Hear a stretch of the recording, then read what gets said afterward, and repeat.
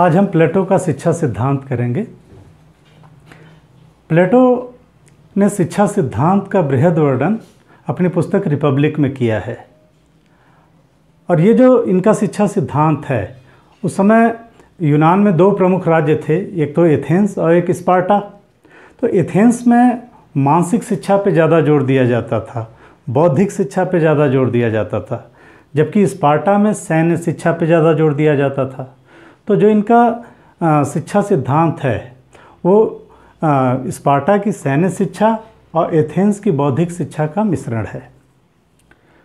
अब प्लेटो का जो शिक्षा सिद्धांत है, प्लेटो ये मानते हैं कि राज्य का ये दायित्व है हर व्यक्ति को राज्य के अंदर शिक्षित करना। तो ये अनिवार्य और सार्वभौम शिक्षा की बात करते हैं और इसमें स्त्री पुरुष दोनों आ जाते हैं। स्त्री पुरुष दोनों को समान शिक्षा की बात ये करते हैं।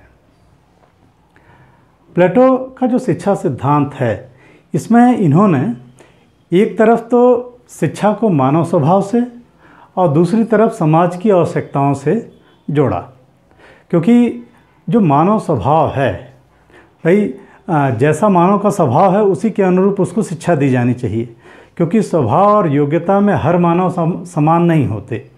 तो मानव स्वभाव के अनुसार उसको शिक्षा दी जाए। और चूँकि जो शिक्षा दी जाएगी तो जो शिक्षित व्यक्ति होंगे उनका कार्य क्षेत्र ये समाज है, तो उनको शिक्षा इस समाज की आवश्यकताओं के अनुरूप ही दी जाएगी। तो इसीलिए ये शिक्षा व्यवस्था में एक तरफ तो मानव स्वभाव से शिक्षा को जोड़ते हैं, तो दूसरी तरफ समाज की आवश्यकताओं से जोड़ते हैं। प्लेटो के न्याय सिद्धांत में हमने देखा था कि प्लेटो समाज को 3 वर्गों में बांटते हैं। एक तो प्रशासक वर्ग है, एक सैनिक वर्ग है और एक उत्पादक वर्ग है। प्रशासक वर्ग में प्लेटो उन व्यक्तियों को रखते हैं जिसमें विवेक की, ज्ञान की प्रधानता है। दूसरा, सैनिक वर्ग में उन व्यक्तियों को रखा जाता है जिनमें साहस की प्रधानता है। और उत्पादक वर्ग में उन लोगों को रखा जाता है जिनमें संयम की प्रधानता है। तो प्लेटो का यही मानना था कि हर व्यक्ति को उसकी योग्यता और क्षमता के अनुसार शिक्षा दी जाए। तो हर व्यक्ति के जो उसका व्यक्तित्व है, जो उसकी योग्यता और क्षमता है, उसके अनुसार उसको शिक्षा दी जाएगी। तो वो फिर समाज में उसी के और इसके अलावा जो उसको शिक्षा दी जाएगी उसकी योग्यता के अनुरूप, उसी के अनुरूप फिर उसको समाज में दायित्व सौंपा जाए तो वो बेहतर ढंग से कार्य कर सकेगा। तो इसलिए ये शिक्षा का एक बृहद खाका खींचते हैं जिसमें स्त्री पुरुष समानता की तो बात है, लेकिन हर व्यक्ति को उसकी योग्यता अनुसार शिक्षा दी जाएगी। इसीलिए एक जैसी शिक्षा नहीं दिखाई देती इनकी जो शिक्षा व्यवस्था है, इसमें एक तो सैद्धांतिक शिक्षा है और एक व्यवहारिक शिक्षा है। अब सैद्धांतिक शिक्षा में हम देखेंगे कि एक तो इनकी जो प्राथमिक शिक्षा और उच्च शिक्षा आ जाती है। प्राथमिक शिक्षा में प्लेटो ये कहते हैं कि 6 वर्ष तक के बालक जो हैं, जो 0 से 6 वर्ष तक के बालक हैं, इनको जो शिक्षा दी जाए ये कहानियों के माध्यम से दी जाए, नैतिक शिक्षा दी जाए, ताकि इनमें नैतिकता का विकास हो। और कहानियों के माध्यम से शिक्षा दी जाए ताकि भावनाओं का विकास हो। इसके बाद जो शिक्षा की ये बात करते हैं, इसमें ये कहते हैं कि शारीरिक और मानसिक शिक्षा की बात करते हैं। ये शिक्षा 18 साल तक चलती है और शारीरिक मानसिक शिक्षा के साथ साथ इसी में संगीत की शिक्षा की भी बात करते हैं। तो संगीत की शिक्षा दी जाती है इसमें। अब 18 वर्ष की उम्र तक ये सारी शिक्षा दी जाती है इनको, ताकि उसका मानसिक शारीरिक विकास हो सके, उसमें भावनाओं का विकास हो सके। 18 वर्ष के बाद अगले 2 वर्ष जो हैं, 18 से 20 वर्ष की उम्र, इसमें सैन्य शिक्षा की ये बात करते हैं। इसमें सैनिक शिक्षा दी जाएगी सबको। 20 वर्ष के बाद जो पहला चरण है प्लेटो की शिक्षा का, वो यहीं समाप्त हो जाता है।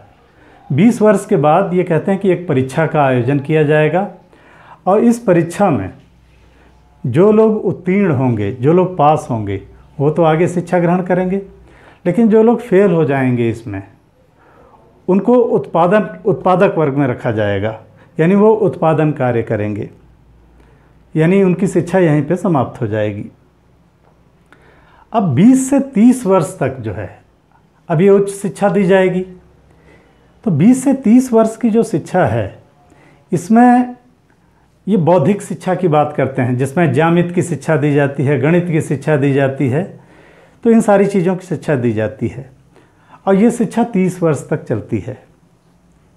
और 30 वर्ष के बाद एक परीक्षा का फिर से आयोजन किया जाता है, और इस परीक्षा में जो लोग उत्तीर्ण होते हैं वो तो आगे शिक्षा ग्रहण करेंगे, लेकिन जो लोग फेल हो जाते हैं उनको सैन्य वर्ग में शामिल कर दिया जाता है, यानी वो अब सैनिक कार्य करेंगे। जो लोग इस परीक्षा में उत्तीर्ण हो जाते हैं वो आगे की शिक्षा ग्रहण करते हैं। आगे 30 से 35 वर्ष तक दर्शन शास्त्र की शिक्षा दी जाती है। तो जो प्लेटो की शिक्षा व्यवस्था है आधिकारिक रूप से यहीं पे समाप्त हो जाती है। तो 35 वर्ष तक दर्शन शास्त्र की शिक्षा दी जाती है, ये जो प्रशासक वर्ग है इसको। तो 35 वर्ष तक दर्शन शास्त्र की शिक्षा दी जाएगी।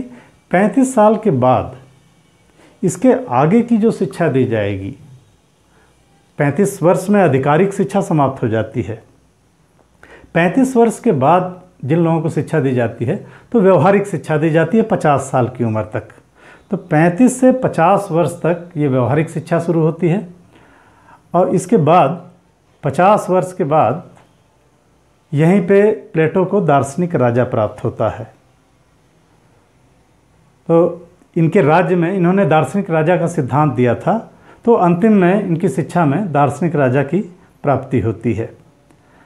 अब प्लेटो का जो शिक्षा सिद्धांत है, इसकी अगर समीक्षा हम करेंगे तो ये इनका शिक्षा सिद्धांत जो है वो एकदम व्यवहारिक है कि इस तरीके की शिक्षा व्यवस्था हो कि हर व्यक्ति को ऐसी शिक्षा दी जाए कि वो समाज में अपने उत्तरदायित्वों को पूरा कर सके। अब प्लेटो के शिक्षा सिद्धांत की आलोचना भी होती है। ये कहा जाता है कि असमान शिक्षा व्यवस्था की बात करते हैं, भेदभावपूर्ण शिक्षा व्यवस्था है, सबके लिए समान शिक्षा की बात नहीं करते ये। लेकिन ये आलोचना गलत है, क्योंकि अगर व्यक्ति को उसकी योग्यता अनुसार ही शिक्षा दी जाए और उसी के अनुरूप उसको कार्य सौंपा जाए तो अपना बेहतर से बेहतर दे पाता है। दूसरी चीज़ कि जो प्लेटो का शिक्षा सिद्धांत है, इसमें स्त्री और पुरुष दोनों को समान रूप से शिक्षा देने की बात करते हैं, तो ये प्रशंसनीय है। और फिर प्लेटो ने राज्य का कर्तव्य माना सबको शिक्षित करना। तो प्लेटो अनिवार्य और सार्वभौम शिक्षा की बात कर रहे हैं, जो वर्तमान समय में भी प्रासंगिक है। तो इस तरीके से ये प्लेटो का शिक्षा सिद्धांत है।